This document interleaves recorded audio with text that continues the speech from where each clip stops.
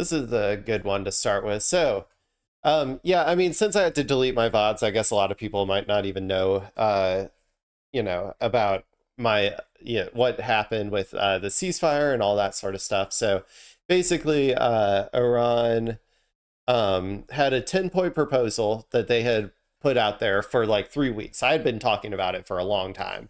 And I had been saying that if America agrees to that 10-point plan, that would be the only way to, for Iran to stop its like firings on the Gulf state countries and, closing the Strait of Hormuz. Well, actually, I believe that they were going to hold the Strait of Hormuz regardless. But so then Trump agreed, or at least to use that 10-point plan as a basis for negotiations. And so Iran, I think, is tentatively agreeing to stop hostilities. Now, I also think that Iran does not trust America whatsoever. And America is likely to renege on this deal because it might be seen as unacceptable to, the Epstein class, the capitalist elites of our country. It might be seen as too much of an embarrassment. And so he might be forced back into the war to some extent, even if he does actually want to get out of it. But I think that because they're not going to be able to agree to Iran's demands without like losing face, that there's a very high likelihood that this is just going to turn into a negotiation that ends up with America bombing Iran again. That's kind of what I'm assuming is going to happen. But anyway, so after that, Israel was supposed to be a part of the ceasefire. Um, it was in the text, it was in the agreement, and Pakistan had said it with the with the when they announced it. And Israel just said, nah, we're not going to do that. And so then Iran, I believe, closed the Strait of Hormuz. And so this is from yesterday. So I'm just going to go ahead and watch this video and we'll see what was going on with all that. We begin tonight here with the breaking news, the U.S. and Iran, and tonight the White House acknowledging this is a fragile ceasefire, and it's already being tested tonight. Just hours after President Trump announced the 2-week ceasefire, Iran then saying it had closed the Strait of Hormuz. The White House had demanded Iran open the critical passageway. Iran closing the strait, blocking oil tankers from going through as Israel unleashed a sprawling attack on Lebanon. President Trump saying Lebanon is not included in this ceasefire deal, calling it, quote, a separate skirmish. Tonight, a gallon of gas in the U.S. now at $4.16. Dude, yeah, this is so, and also the reason that Iran wanted, like, okay, there's a couple reasons, but Iran wanted the ceasefire to apply to Israel for at least two reasons. Number one, Hezbollah did kind of go out on a limb here to fight with Iran.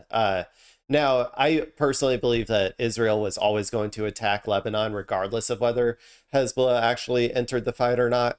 However, it did give a very easy excuse for Israel to start, committing their mass war crimes across all of Lebanon. So that's number one. Because Hezbollah did that, like Iran thinks that Iran needs to show some sort of support for them. And getting Israel to stop their genocidal actions in Lebanon. Now, number two, though, was to try to see if America is even capable of reining in Israel at this point. Now, obviously, America is capable from a material perspective. Like, America can just shut off arms or whatever to Israel, and they would be forced into stopping their war, right? And honestly, if you just made the threat, then they would stop overnight. However, so far it seems America is not willing to do that. And there's lots of reasons. Obviously, Israel puts millions upon millions of dollars into lobbying the government.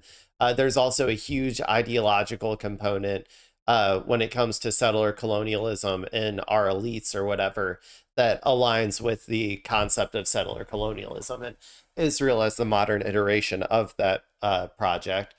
So yeah, there's lots of reasons like why the American politicians would be hesitant to do this in terms of like capture by Israel. But there's also ideological alignment with Israel in terms of like the goals of destabilizing Iran. Um, and so for all of these myriad of reasons, yeah, they like America seems so far to be unable to restrain Israel. And Iran needs to know for sure that America can do that, because if America can't do that, then it's like, well, then we don't need, what the fuck, we don't even want a ceasefire. Like, we'll just keep bombing Israel indefinitely because yeah, that's going to be our only option. So cents a gallon, up $1.22 since this war began, and the Strait of Hormuz remains closed. So what next? Mary Bruce leads us off from the White House. The White House says the, quote, fragile ceasefire with Iran is holding, but tonight President Trump's key condition remains unmet, Iran refusing to reopen traffic through the Strait of Hormuz. Still, Vice President J.D. Vance, who is now leading negotiations, insists, quote, fundamentally, we're in a good spot. No ceasefire ever goes without a little bit of choppiness. Iran says it will not reopen the strait because they say the U.S. has gone back on what they claim was a key element of the truce, that Israel would stop bombarding Iranian-backed Hezbollah targets in Lebanon. Today, Israel unleashing a sprawling barrage of more than 100 attacks on the Lebanese capital Beirut, the most since the war began, killing at least 180 people. Jesus, dude. Jesus. All civilians, man. This is Beirut. Like, Hezbollah is all busy in southern Lebanon right now. They're busy lighting all of their Merkava tanks on fire. Like, they're not hanging out in fucking Beirut. That's like, this is just straight up war crime after war crime. More than 1.2 million people displaced in the conflict. Iran's foreign minister declaring the world sees the massacres in Lebanon. The ball is in the U.S. court, and the world is watching whether it will act on its commitments. But Vance today saying Lebanon was never part of the ceasefire deal. I think They're this just comes lying. from a legitimate misunderstanding. I think the Iranians thought. It said, Pakistan said it. Like, dude, what are they fucking talking about? Pakistan literally said it in their proposal. It said in plain text, and this applies to Israel and Lebanon. Like, it was the plainest of plain reading of text that could possibly exist. And this is just like the world that we live in now, where our president and our people have to just blatantly say that what you see with your own like lying eyes is wrong or whatever. This is so annoying. That the ceasefire included Lebanon, and it just didn't. We never made that promise. We never indicated that was going to be the case. One thing is clear, Iran still controls the strait. Before the war, ships could pass through free of charge. But President Trump now telling our John Carl the U.S. and Iran could work together one day to collect tolls, saying, Okay, yeah, I saw that. I don't think that's going to happen. I think that's a way of saving face, of saying, yes, Iran is like capable of charging tolls and like coordinating the flow of goods through the Strait of Hormuz or whatever. But maybe we'll also be a part of that as well, and maybe we'll skim some money off the top. It just seems like a classic, like something that's not going to happen, but he's just saying in order to, like, you know, like dangle some shiny objects in front of the reporters so that they can like try and pretend like this is more of a victory. we're thinking of doing it as a joint venture. Any arrangement like that seems a long way off. And tonight the strait remains closed. The national average price for a gallon of gas now at $4.16, up $1.22 since the war began. Economists say it could take months to fall once the strait reopens. Today, the administration also pressed to explain the president's plan for halting Iran's nuclear program and moving their more than 900 pounds of enriched uranium out of the country. They will either give it to us, which the president has laid out.